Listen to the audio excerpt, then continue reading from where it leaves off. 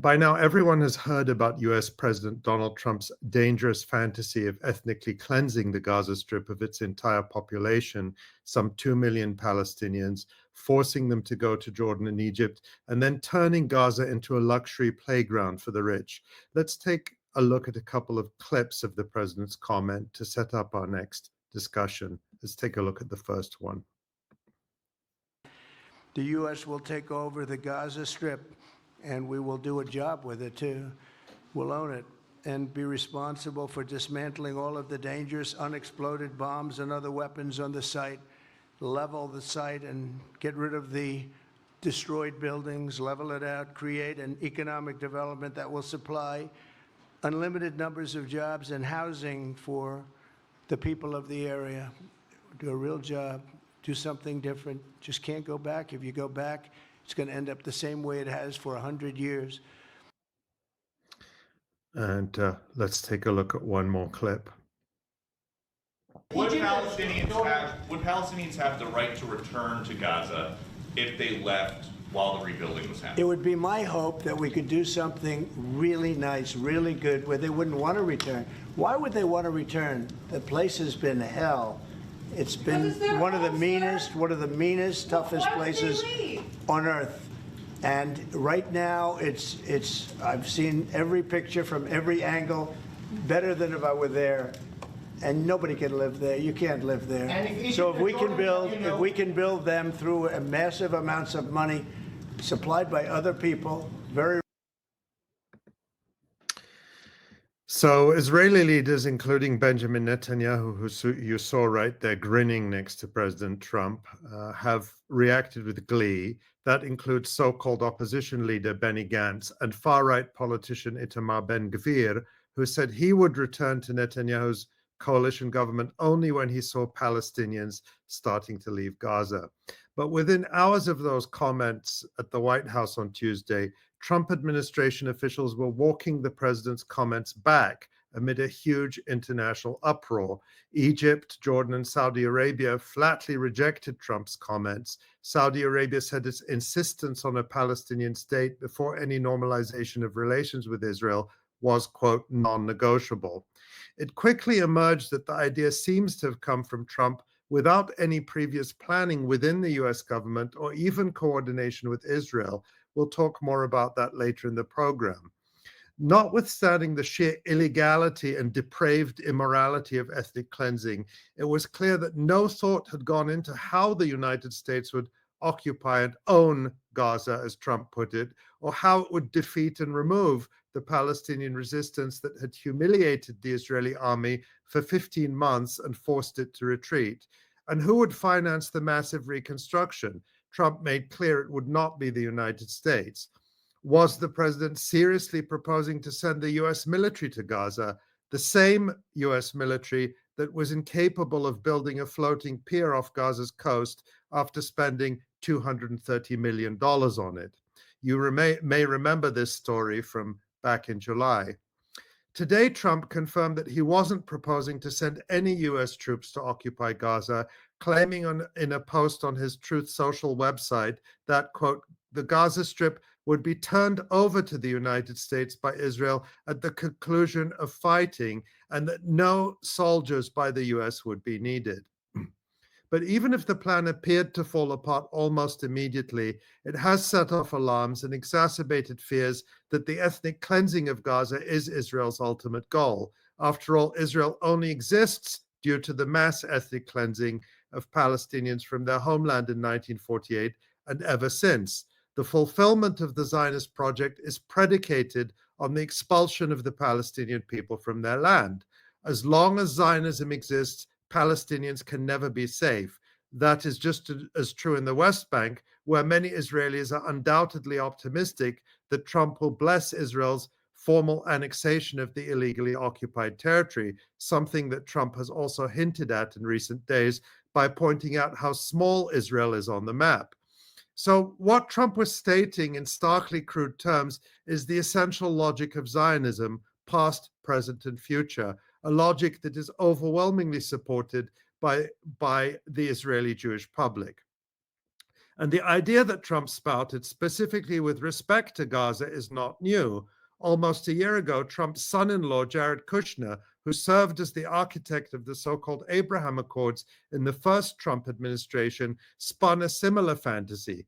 Gaza's waterfront property could be very valuable, Kushner said in an interview, as the genocide in Gaza accelerated.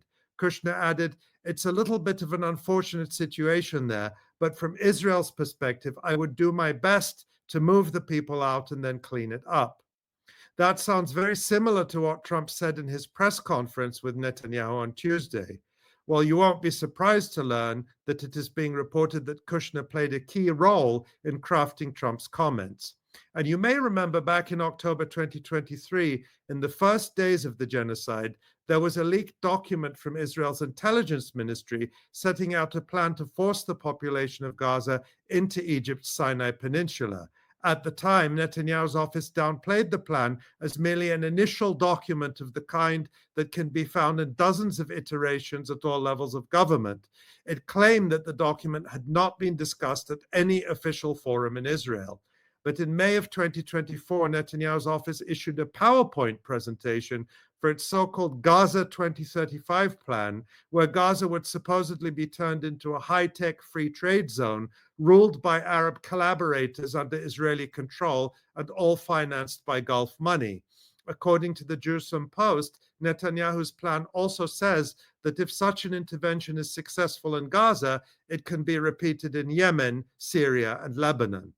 And of course, there was the so-called General's Plan, an unofficial scheme Israel apparently attempted to implement to completely and permanently depopulate northern Gaza.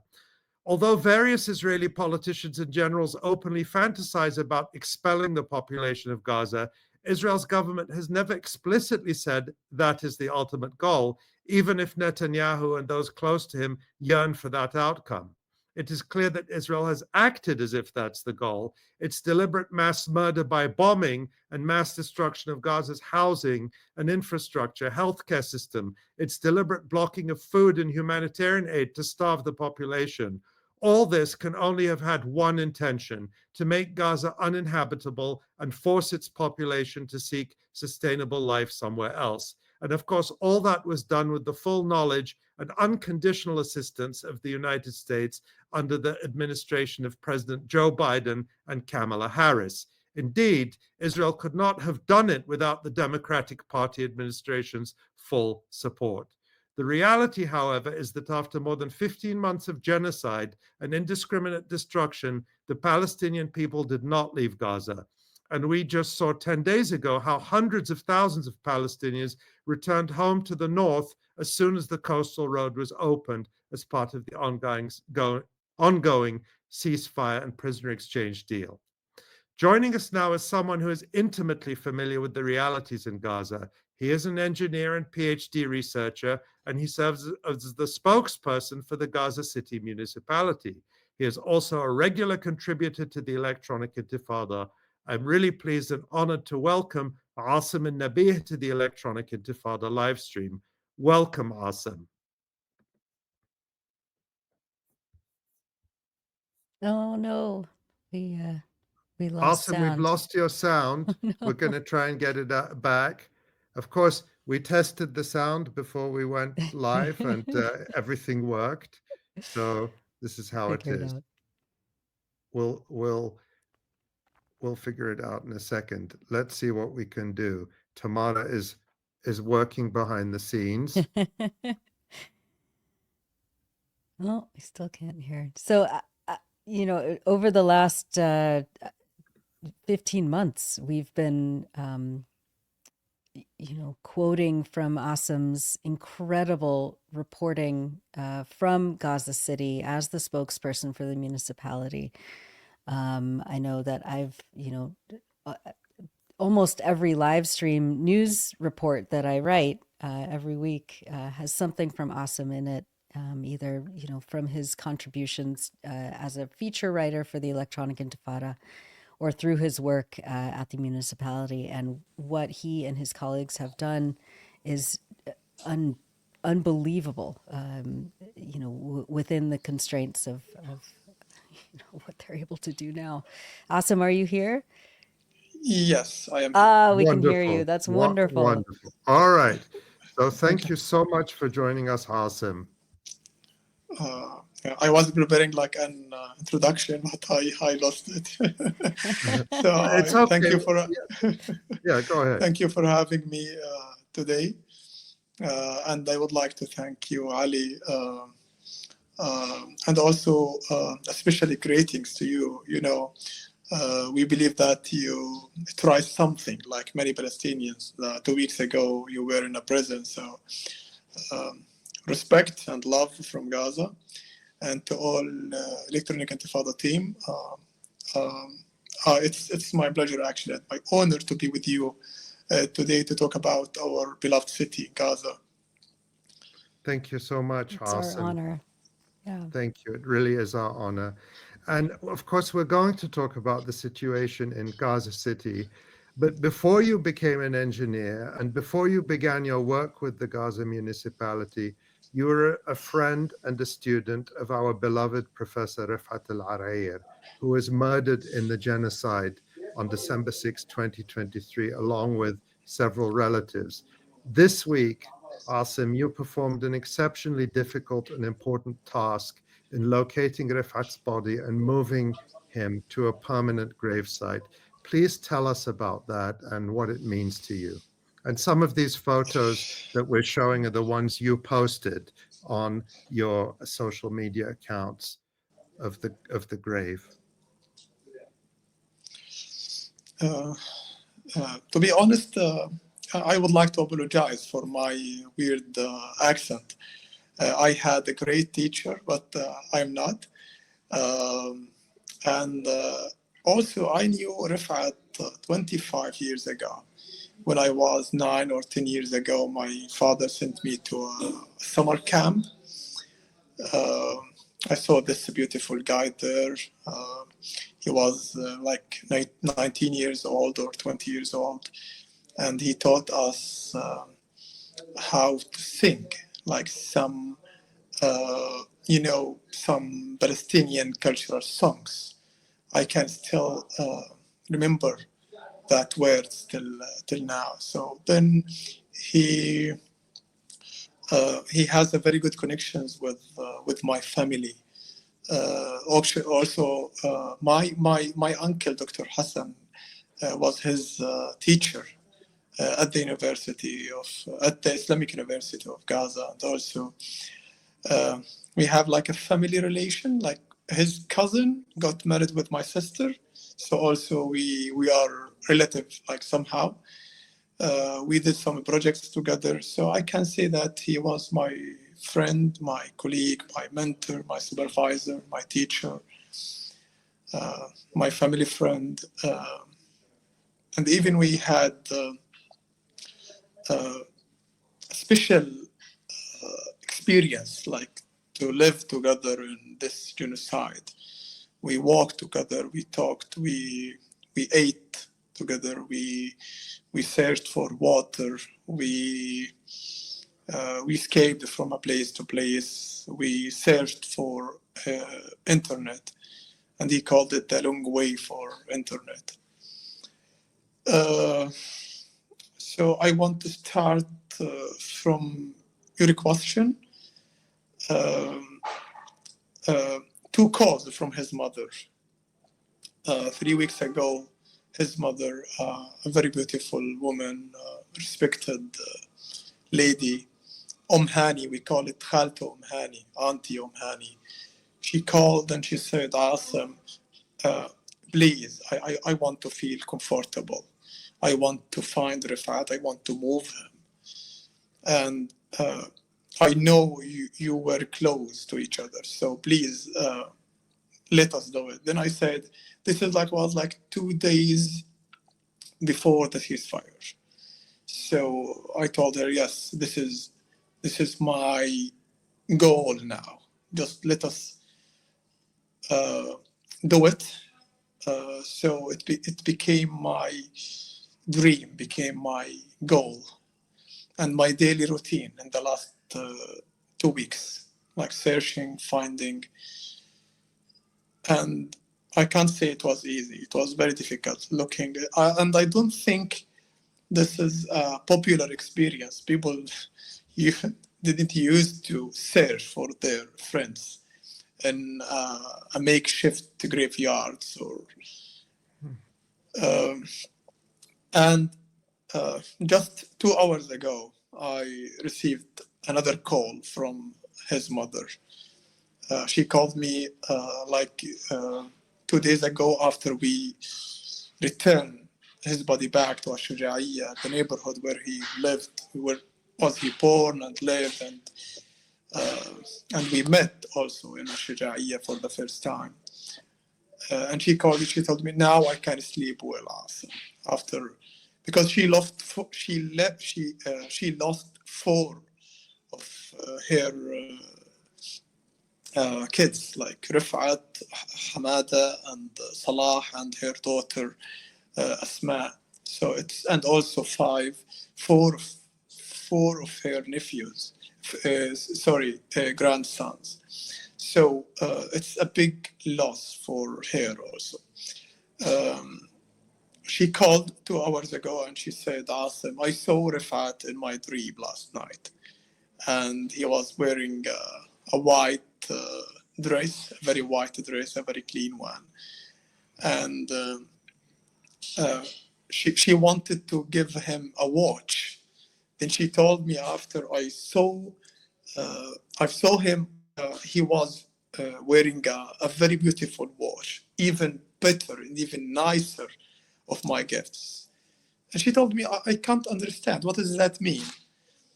So I told her, I don't know, but maybe this is like wearing a white dress means that he's in a good place. And maybe the watch that he is, it's like maybe he is staying eternally in a nice place. So I told her, sorry, I can't really explain the dreams, but this is what came to my mind exactly after you told me about that dream. So between the 2 calls, actually, we spent a very difficult moments. And if I want to talk about the details, it is very, very, very difficult.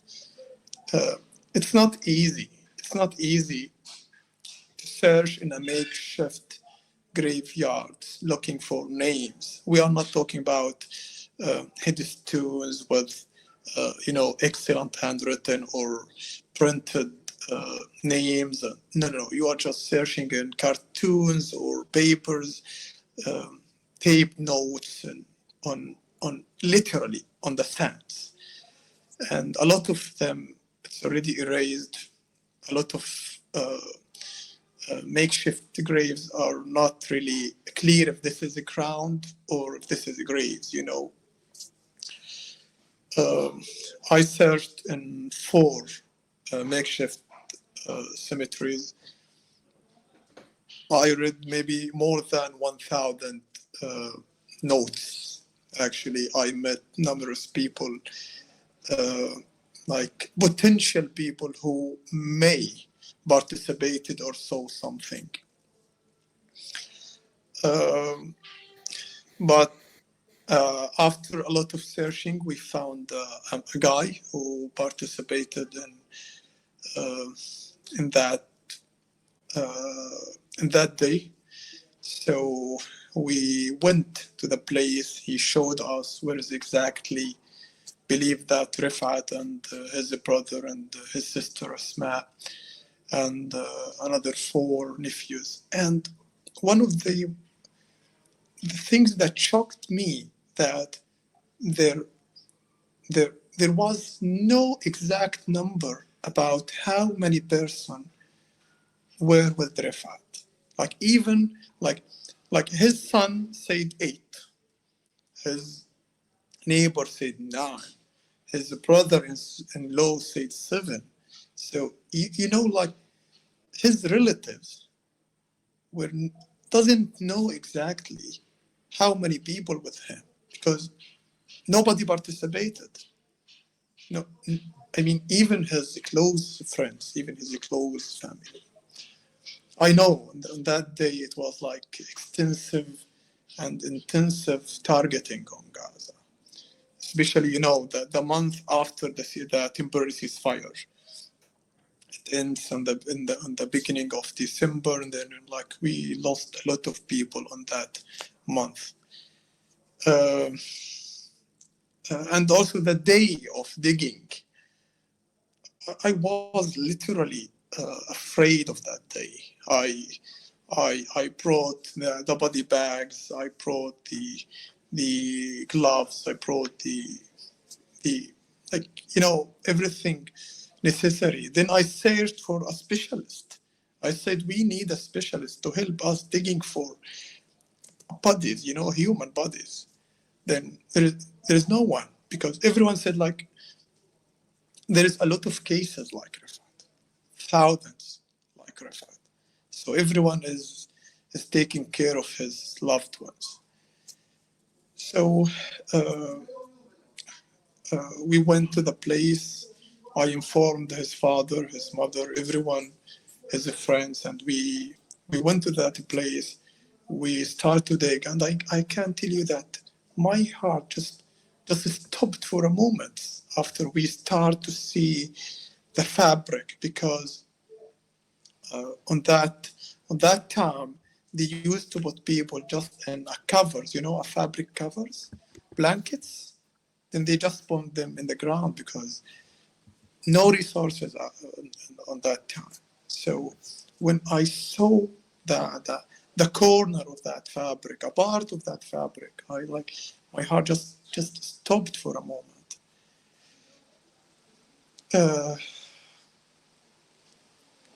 There is a lot of details. I'm not sure if the people would be able to listen to the details. Carrying your friend, like the bones of your friend, not your friend. Opening that blanket to check to know him from his clothes. You know, like I'm shaking now. So after we did all of that, we carried him, we carried Rifat, we put him in a body plastic bag. We couldn't find a full body of Rifat, unfortunately.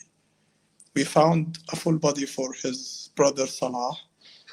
Another brother knew him from his T-shirt, and he said, "Yeah, this is Salah's T-shirt."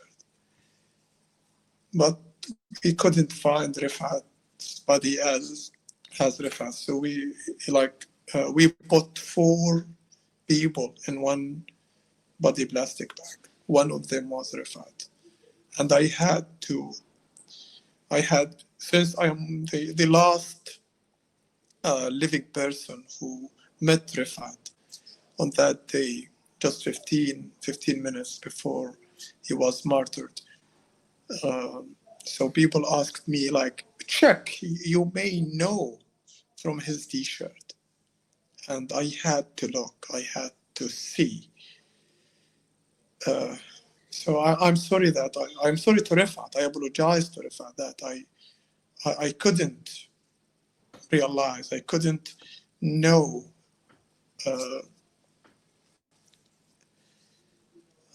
So sorry again for you to talk about these details, but Rifat was a professor. He is a respected man in Gaza, professor at the university, a genius man, researcher, writer, author. He deserved better than that. And everyone, actually, like everyone, every single man in Gaza deserves proper grief, just proper grief. Like, and when I talked to my friends during the war, I was telling them my dream is just I want to be one piece. I want to die in one piece, and to have my own grave. I don't want to be with others. I don't want to share a grave with others.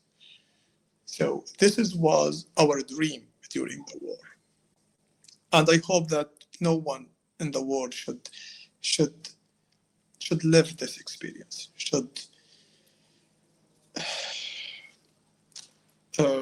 we moved him. We moved him to Ash-Shuja'iyya, to Ibn Marwan Cemetery. 7 people. We found 7 people. Rifat al-Arayir, Salah al-Arayir, his brother, Ismail al-Arayir, his sister, and the other 4 nephews. We tried for 4 days to find the graves in Gaza, because it's fully now, the graveyards in Gaza, there is no space. So people, what they did in the few months, they used to open the old graves, like if you have an auntie or uncle or father or mother, people used to open that grave and put the new bodies there because there is no space. We are talking about thousands of people. And I talked to many people that we need like graves, this is like we just need graves. And we got only 2 graves for 7 people. So they shared their suffering, they shared their death, and they shared their makeshift graveyard, and then they shared their eternal grave, 2 graves in Ash-Shuja'iyya. But at least we saw them, we built them, we cleaned that area, we did our cultural, his father was like a great man. I used to hear about him, Rifat's father. Then, because in our religion we do like a short speech after we put our loved one in the grave. So people ask me to do it. But then I said, no, I'm not going to do it. I can't say anything now. And they said, no, we know you are the spokesman. You can do it. Then I said, no, his father should do it. Then I went to his father in that moment. Then I told him, Father, please do it. And he said, what can I say? They said, no, just start and you will. And he said a perfect, like a perfect speech about Rifat and his brother, his sister, like I felt that, oh my God, that's what I needed in that moment. So Rifat came back to his neighborhood. I apologize for him because I feel like a bit comfortable about that. I shouldn't, because there is thousands of people still under the rubble. There's thousands of people are still missing. So his story, Rifat's story, is not a unique story. There's thousands of people still need to be moved. You need to find them first. Then you need to move. You need to find another alternative place for them, a grave in Gaza. Then you need to dig to find them, to find their bones, to find their remains. Then put them in a plastic body bag, which is very difficult to get it again. I went to the hospital and I said, I need 8 body bags. And I said, no, we can't give you only 4. And I said, what? I need 8 because we have 8 bodies. And they said, no, we can't. We have only limited amount of body bags. So I got only 4 instead of 8. So there is, like our suffering, there is a lot of deep details in that suffering. We can't just conclude it in starvation. There is a lot of details under that word. We can't just like genocide. I mean, I look, we are a simple people. Like I don't know. I am an engineer, a researcher. I am not a politician. I don't understand the political issues. But what I understand now from my academic background, that no word can really explain what happened but genocide. Rifat's story, clearly it's a genocide.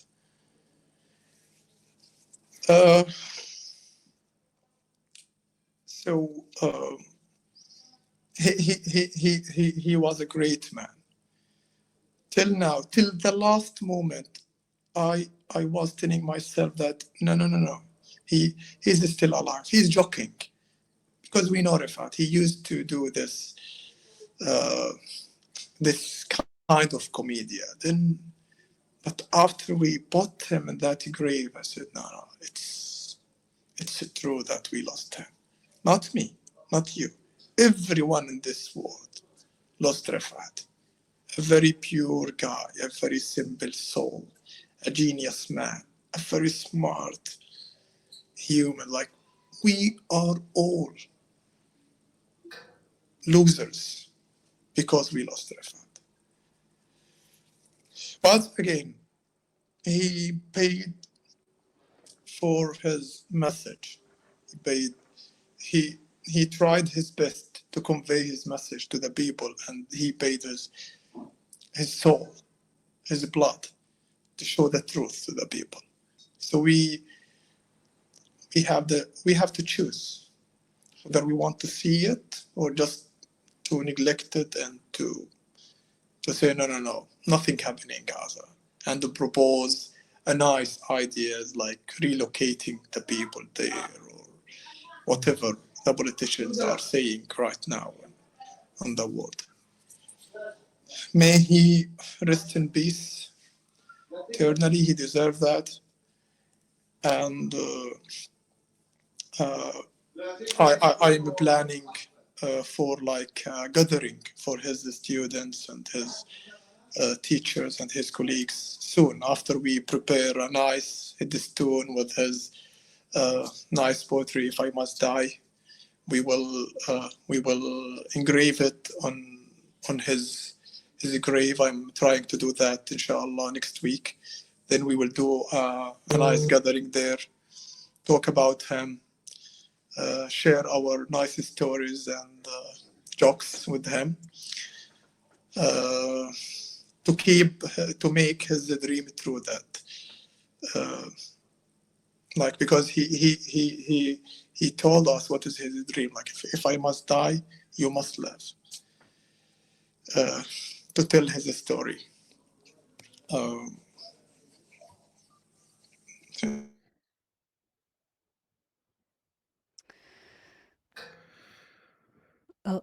there he is. Hi, Asem. You cut out for a second. Awesome. We lost you for a second, and but you're back, and I think we're all speechless listening to you. And what you told us is extraordinarily difficult to listen to, even. But what you did is an act of great love for your friend. I think it's the biggest act of love I can imagine, and for his family, for his mother, but for all the people, for his students, for his friends, and for all the people around the world who loved him, who got to know him, even after he died, and who he continues to influence. And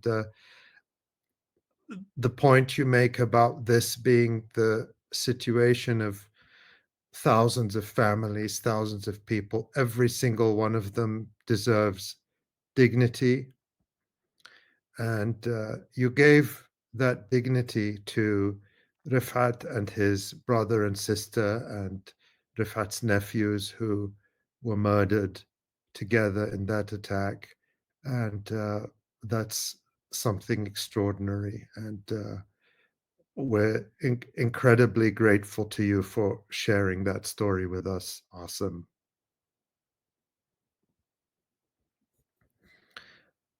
I don't know if I think the sound is, we've lost the Yeah, sound I think we again. lost the sound again. Hopefully we can get it It's back. okay. We'll see if we can reconnect. And while we reconnect, I mean, just listening to Asem, it's, Asem announced just 2 days ago on his social media accounts that they had located Rifat's body and that of his brother and sister and other relatives and moved them to Shuja'iyya. And those who know Rifat's story know Shuja'iyya was Rifat's birthplace and a place he loved, he was fiercely proud of. And in his book, in the book behind me, Light from Gaza, Rifat tells the story of his childhood in Shuja'iyya and what that neighborhood meant to him. And I think it must have been extraordinary for Rifat's mother and father and other family members to have the opportunity to be able to mourn him Yeah. and to know where he is. So it's something that, hi, Asem. Yeah, hey. Yeah. Good. You're back. Thank you, Asem. Yeah. Do you want to? Yeah. So let's talk now. We hope to keep you for a little while to talk to you about the situation in Gaza. So let's do that now. But just first of all, you've already given it a little bit, but what's your reaction to Donald Trump's comments that everyone has heard, and what's the reaction of people around you? People here, I mean, they don't care, like they are busy in finding water, struggling with their daily tasks. But like, he is not the first one who tried this plan. In the 17th, Gazans were 300,000 people, and they started relocating the Gazans. And look at us now, we are 2.3 million people and even more.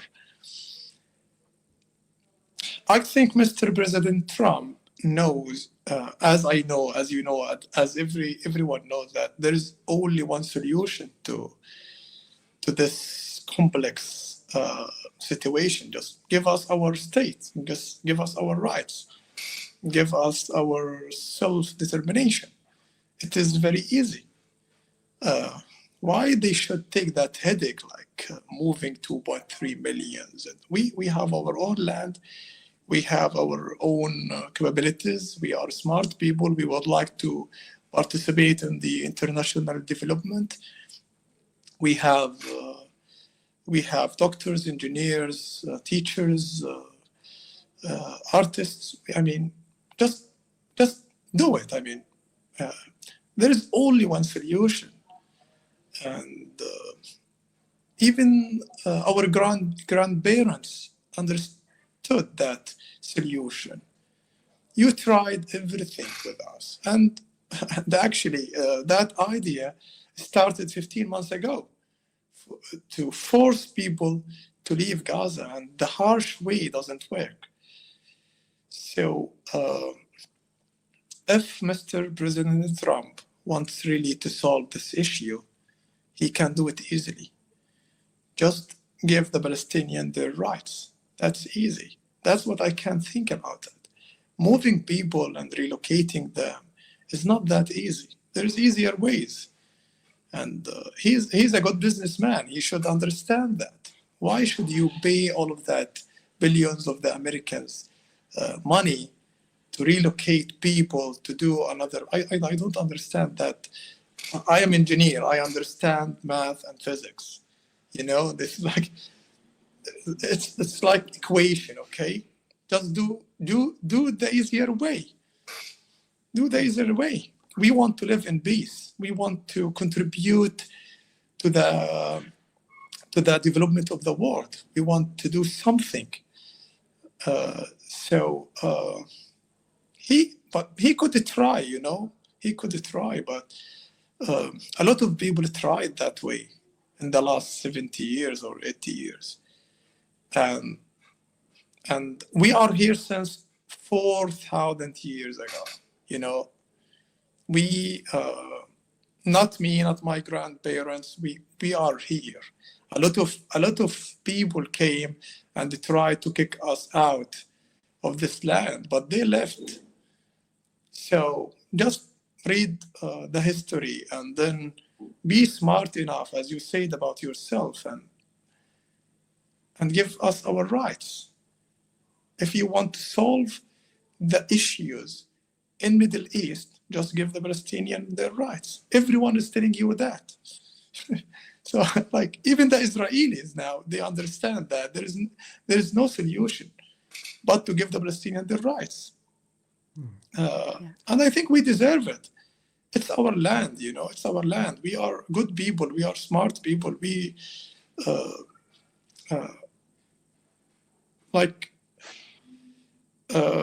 we deserve better than that. So, I can't take him seriously, you know, like people. If any Gazan wants to leave for education, for example, if he wants to study, and even if he wants to live in another country, he has that choice, you know, like anyone in the world. If any Indonesian wants to move to Germany, or any Saudi Arabian wants to leave to, you know, they have their own rights. So give us that right, you know, but don't say that, we will relocate all the people of Gaza and send them, I don't know, to Egypt. We love Egypt, we love Jordan, you know, like we have families there, we have connection there, but we want to live here. I want to live in Al-Shuja'iyya, you know. I think you read about and you hear some people who moved from forcibly displaced from the north to the south. They felt that they are out of their land. It's only 15 kilometers between the north and the south. And even in Gaza City itself, some people from Al-Shuja'iyya, if they left Al-Shuja'iyya, said, no, we want to come back to Al-Shuja'iyya. They can't live without being in Al-Shuja'iyya or At-Tufah or Tal al-Hawa or their neighborhoods. So, I mean, he has 4 years to try, but I mean, he will figure out that it's not a good idea 4 years later. So he can take the easier way, give us our rights. We want to live in peace. And he has, I think this is his last chance, the last 4 years. So he could do something good. For him, for us, for the Americans, for everyone in this world. Yeah. Awesome. I wanted to ask you actually, when on 10 days ago, last Monday, we were all watching. Well, Ali wasn't. Ali was in a Swiss prison, but the rest of us at the Electronic Intifada were watching live. Some of us were up very late at night, watching the flood of people coming through what used to be the Netzarim corridor and coming back up to the north after being displaced from the south, like you were just saying. And we watched you live on Al Jazeera Arabic and other networks as well. There you are talking about what was, what it was like being there. You were, sitting in a chair, speaking with reporters, and this like flood of people is just, happening behind you. And then you took these photos. Can you talk about what it was like on that day? I can't do math. I can't remember the exact day. It was January 20 something, when everyone was coming back to the north. What it was like. I called it a day of hugs and tears. My sister, I have a smart sister called Nisma. Nisma means breeze in English. She called me that night, and she said, Asem, she's 16 years old, 17 years old. She was born in 2008. She survived 5 wars. And she used to get like 99% plus in her school. So she called that night and she said, I want to go. And I said, no, where to go? And she said, I want to see people going back to Gaza. Then I told her it will be like, crowded area, a lot of people are coming back, and you are a young girl. They said, no, please, Asem. Then at 6 a.m., we moved there. We were waiting for people to enter Gaza City. And I neglected everything, but I just focused on the hugs and tears. People were like, like a thirsty man saw water after a very long time. So families gathered again, couples gathered again, kids with their parents and or their father. So it is a day of hugs and tears. And I was very happy. I knew that the war is after the war. Like now, there's like a common sentence now in Gaza that the war after the war, because there is a massive destruction, there's no water, the infrastructure are damaged, but the people just forgot everything on that day, and they just used, like, even strangers. I hugged a lot of strangers that day. Because I felt that we are all one family. Like, if I saw like an old man with nobody, I used to hug him to tell him that, oh, you are welcome, father, please, you are welcome here. Give him some water, talk about his way, because it was like 10 kilometers from the south to the north. So, and also this happiness, there's something behind this happiness, like the struggling, the suffering, the pain of those people who came back to their city after the Israeli forcibly displaced them to another area. They called it humanitarian zone. I was like glad to see my people come back to their city, to this nice city. And I asked people, how do you feel, father? He said, look, my soul came back to me. Like he felt exactly like a died man. And his soul returned back to him after he just entered Gaza. And if you see Gaza on that time, it's like a destroyed buildings, a damaged roads, sewage leakage. So it's like you need to put yourself in the Gaza shoe to understand what is Gaza City meant to them. It's not only the buildings, it's not only the roads, it's not only the ancient places.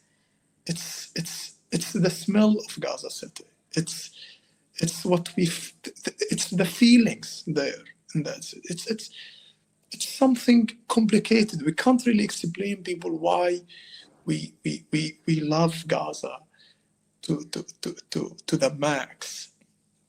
So, and I wrote to my ex account that the war has ended. Like, once people came back, I felt that, okay, Israel can't come back to the war again. We don't care. Because since our people came back to the...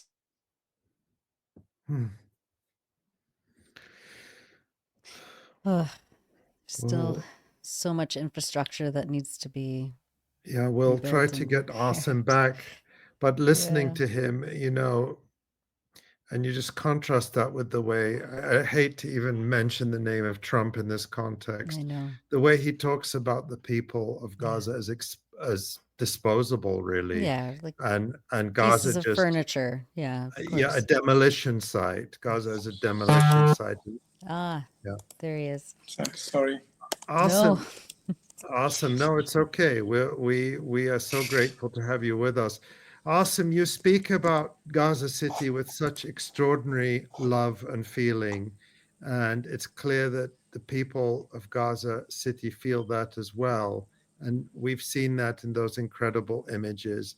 But it's also a reality that they came back to a lot of destruction. And immediately after the ceasefire came into effect on January 19th, the Gaza municipality began clearing roads and providing some services. But so tell us about what the municipality has been able to do, what the most immediate challenges are for people in Gaza, and give us a sense of how people can survive there amid so much destruction. Just give us a sense of what it's like now. Okay. There is Oh no. Hopefully we can get him back. Oh, you're muted, Ali. I will keep trying to get him Yeah. back. And, you know, that Gaza City, I'll just say, which I only visited once in my life in 2013, and I spent a week there. And it was, I mean, the Gaza City I saw in 2013 was an extraordinarily beautiful place. And there was so much life there. It Yeah. was a lively place, an exciting place, a place of a lot of activity. And you could see how people were attached to it. It Oh, of had a real course. soul. And I met Hassan there just by sheer coincidence. I don't think I'd even met or knew Rifat at the time, but I met Asem when he was still a university student, and I came as part of the Palestine Festival of Literature.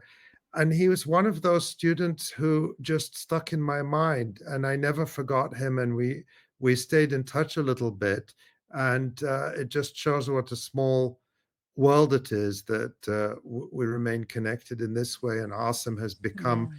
such an important figure today in the life of Gaza City. Asem, go ahead.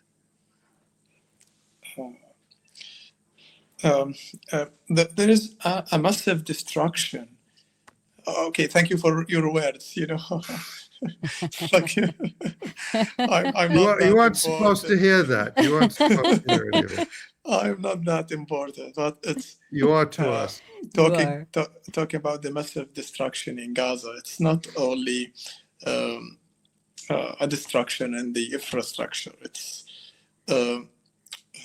there is a destruction actually in the civic facilities, not only in houses and buildings. We are talking about a destruction in hospitals, schools, universities, roads, public parks, cultural centers, libraries, water wells, sewage pumps.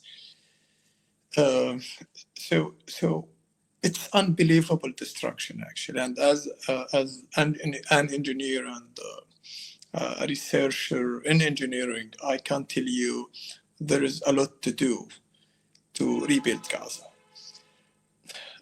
For example, let us talk about water now. Water can reach now to only 40% of the total area in Gaza City, while 60% of the total area has no water for months now. And people need to carry water for a long distance. And they got limited amount of water. The international standard, for example, stated that each person should get like 120 liters daily, including drinking water, showering, cooking, and all of the personal needs. while people in Gaza right now got less than 15 liters daily for drinking, for showering, for cooking, for everything. So there's a massive destruction in the water facilities. 75% of the central water wells in Gaza City have been destroyed. There's a destruction in more than 100,000 of the water networks in Gaza City itself, while maybe double or triple that damages around the Gaza Strip. So people are really struggling to survive. Their daily routine started in the early morning, looking for water, charging their devices, find like some wood to cook for their kids, do their work, like a lot of freelancers and, some engineers or even artists who like all the type of people, they are looking for electricity and internet connection to do their job. So every single corner of that suffering has another layers of suffering. We can't just say there is a water scarcity.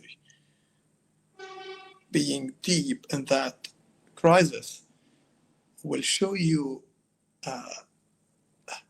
like a painful details. Like my nephew Al-Bara, he lost his father, respected postgraduate man in Gaza, Mu'taz Rajab, 37 years old. He lost his cousins, Rasha and Ahmed. My nephews, Rasha and Ahmed, 10 and 11 years old. Al-Bara can't process the absences of his father while he is very busy finding water. On that day, he told me, Uncle, come to visit us on Tuesday. Then I said, why Tuesday? Why not Monday? Why not Thursday? And he said, because I am not carrying water on that day. Then he explained that me and my cousin agreed I help him on Monday to carry water for our family and his family. Then I will take Tuesday off. Then my cousin will carry the water and move the water on Tuesday. And Al-Bara is 11 years old. He is carrying 100 liters, which is like 100 kilogram daily. 1 kilometer, then he carry it for another 4 floors on his own and small hands. So when we say there's a water scarcity, there is a lot of suffering behind that word. And when we talk, for example, the accumulated rubbish and waste in Gaza, there is 100,000 tons of rubbish, of waste now accumulated in the city. So it's like only one sentence, but if you go deep, you will understand means disease, skin conditions, especially among children. So it's unimaginable suffering, and this is not only during the war. It become more difficult even after the ceasefire, because a lot of our citizens came back to Gaza now and to the North Gaza. So the needs to the water, needs for the civic services, the municipal services, now they need more of that. And we still have the same limited resources. We tried our best. We are trying our best. We put a very nice plan to open all the roads, to maintain the water wells, the water networks. And we delivered that plans, that needs list, the challenges, everything in 2 languages, in English and Arabic. And we sent it before the ceasefire to the international NGO, to the international associations, to the NGOs, and we discussed with them the details about the technical and all the details. And they promised that, oh no, we will help you, don't worry. So, for example, we lost 85% of our total heavy vehicles. So when we talk about heavy vehicles, people might think, oh, it's okay, but it's not, because the heavy vehicles are moving and collecting and moving and transferring the waste. Heavy vehicles are doing the maintenance for damaged networks. Heavy vehicles are opening, should open the, we use it to open the closure roads. So it's essential. So we just need the heavy vehicles to do our basic job, cleaning the streets, maintain the and repair the water networks. So we are not talking about the reconstruction plan, which we really hope to start to do it as soon as possible, helping people find, like,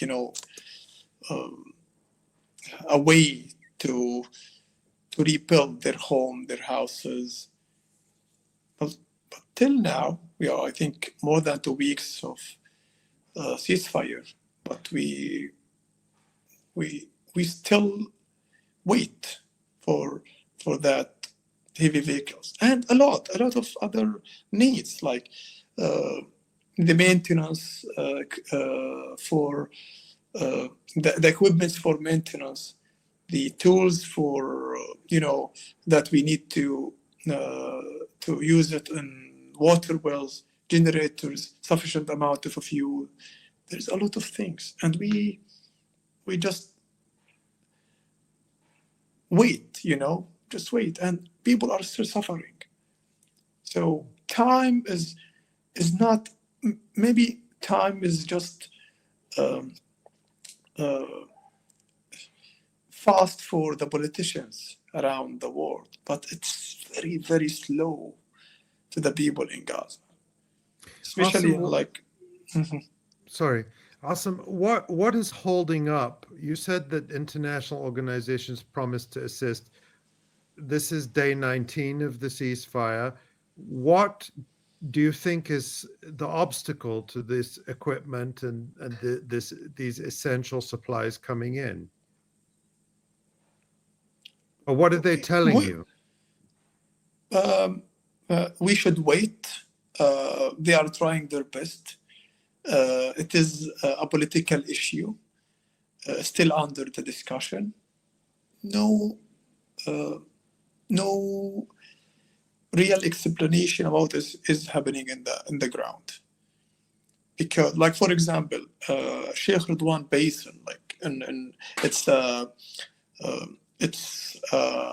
very big pool in Gaza, in the north of Gaza City. We used to collect storm water there. Then it used to come to the groundwater. Now it's mixed with sewage and with wastewater. So it's very dangerous, considered as an environmental and healthy crisis in the city now. What we need is special parts for the main pipeline. So we need, like, mainly a very special pipelines. We asked for this pipeline 1 year ago. We published many statements. We talked to the NGOs. We talked to everyone about that. And till now, no answer about that, just promises. And to be honest with you, without these equipments, without these vehicles, without these tools, we won't be able to alleviate the suffering of people. This is the truth. We tried our best, and we are trying our best, but also we are humans. I am working now since October 7th. No weekend, no day off, no salaries, nothing. So we are very tired, and my colleagues, like a lot of them, engineers, technicians, workers, there is a massive destruction with limited resources. So without that help, without providing us with this essential tools and equipments, we won't be able to alleviate the suffering of people. And when I talk about alleviating the suffering, just giving them the basic services: water, collect the waste, maintain and open the roads. That's it. We are not talking about the huge plans or develop the city. Just to provide people with basic services. And I'm sorry to say that, but this is the truth, that we have limited options and we have limited resources. But still, we won't give up. We will try our best. We already tried for 15 months, and we will keep our attempts to alleviate the suffering of people. But also, we are calling for help. So the NGOs should do something. I think that that's something our audience can also help us with. That's something that, everyone is so relieved that there's a ceasefire, but a ceasefire, as important as that is not enough. We need to be collectively putting pressure on our own governments, on international organizations, to not allow the basic humanitarian needs of the people of Gaza to be continued to be used as a weapon against them to continue the genocide. Right. And people who are asking, what can I do now? And many people ask that. I think that's something we need to focus on, and maybe we can think about in future programs, putting a focus on where those blockages are and where they're being held up, so that we can try to highlight that. I think it's extraordinarily important. Asem, it may seem difficult from the perspective of today, when things are so difficult in Gaza. The basic needs of people are not being met. But I want to ask you, before we, just think about, or to tell us how you see the future of Gaza. What do you see in Gaza's future, whether it's 5 years, 10 years, any time frame you want? Because we're hearing visions of Gaza from politicians and Donald Trump that have nothing to do with the Palestinian people and the people of Gaza. I want to hear your vision. Well, it is a difficult question, because I have to answer based on my academic and research background, while everything happening now in Gaza is based on the politicians' background. But I think there is a chance to remove the rebels in Gaza within a short time if we get the needs. So I want just to put some short sentences to make it like as the border of our discussion. Second, we can rebuild Gaza in a few years. Yes or no? Yes, we can do it. Is it difficult? It is very difficult. Do we have the ability to do it? We have the ability. We have the engineers, we have the smart people, we have the workers, we have the heavy vehicles drivers, and we have the capabilities to do it within the frame time that we need to do it. The third thing is, do we have the resources to do that? Of course not, because Israel destroyed everything in Gaza, and there is an intensive destruction even in the human resources, not only in the infrastructure. So even we lost engineers, we lost professors, we lost a lot of our workers, our technicians. So we have limited resources. So this is the basic questions to understand the situation. We did a plan for I can't say a plan for the reconstruction, like a general dialogue, about the reconstruction plan.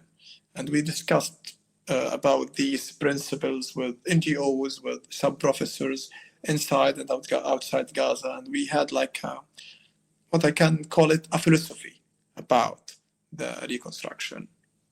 A very nice one, domestic,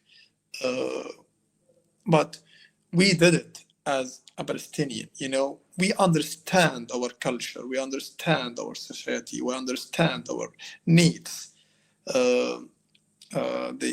So we should do it, and we can do it. We can do it. But we need the support and the help from our friends and colleagues and the NGOs outside Gaza, because there is a lot of needs to do that. We might need maybe consultations. Yes, we need it. We need equipment. Yes, we already mentioned that we need. But after we talk about all of that, we will back again to the point of political issue. We always face that problem in our working, that it is a political issue. It needs to be discussed between the politicians. But as engineers, I believe that Gaza should be a developed city. A very nice place, as Mr. Trump said. Yes, it is a very nice place. We have the most beautiful weather in Middle East. I believe, yes. We have the most beautiful beach, true. But help us rebuild Gaza again to be a good city, to be a nice city, a developed city. And help the people of Gaza to live in peace. So when I think about Gaza, I need and I want, I dream about my kids to live in that city, in a peaceful environment, to have their options in this life. And again, when I think about this dream, I always see that there's politicians like Trump and others talk about their own plans. So to be realistic, it is very difficult, but it can be done. It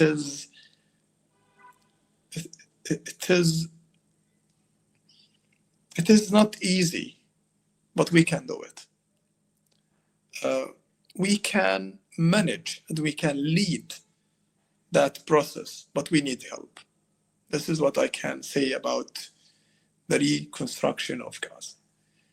So people outside Gaza should understand that, people like Gazans, still need help, but they can lead their plans. They have all the human resources to do it. And also the communities outside Gaza should tell their governments to help Gazans do that. I wish you all, like Ali, Noura, Tamara, everyone, visit us in 5 years to enjoy the summer in Gaza. I believe you will enjoy your time and you might not leave. So I will keep that dream. I don't care what politicians think or plan for us. But this is my dream, my colleagues' dream, my family dream, everyone in Gaza dream about that. And one day it will come true, inshallah. Inshallah. Inshallah. Awesome. As I told viewers when we were reconnecting with you, I met you the first time when I visited Gaza City in 2013 for 1 week, my only time in Gaza. And it was a truly beautiful place. And I understood from that visit why the people of Gaza are like no other and love Gaza so much. And with people like you there, despite all the difficulties, I know that Gaza has a future, but we all have to do our part in terms of pressing our governments, keeping our voices raised, not letting anyone forget about Gaza. That's what Israel wants. They want us to forget about Gaza, to go back to the siege, to go back to slowly starving people, to force them out. We can't let that happen. Asem, the Gaza municipality has a website where people can go if they want to learn more about what the municipality does. We can show that. And we hope that you will come back again and talk to us about the situation in Gaza. And we're so grateful to you, Asem, for all the work you do, for the time you've spent with us, and particularly for sharing that difficult story about bringing Rifat home to Shuja'iyya. But we're so grateful to you for doing that. Thank you so much, Asem. And God bless you, and God bless your work and your family and all your colleagues and everyone in Gaza. Amen. Amen. Thank you so again. much, Asem. It's the last time I was in Gaza was in 2008, which seems like a century ago, and I can't wait to return and have coffee and semek on the beach with all of our friends and colleagues. And We will. so We will. I'm holding you to it. Inshallah. You should my mother samak one day. I would love it. We would love that. We're waiting for that day. Exactly. Inshallah. Thank you so much, Inshallah. Asem. Thanks Thank for you. all you do. You're We'll welcome. see you soon. Thank you.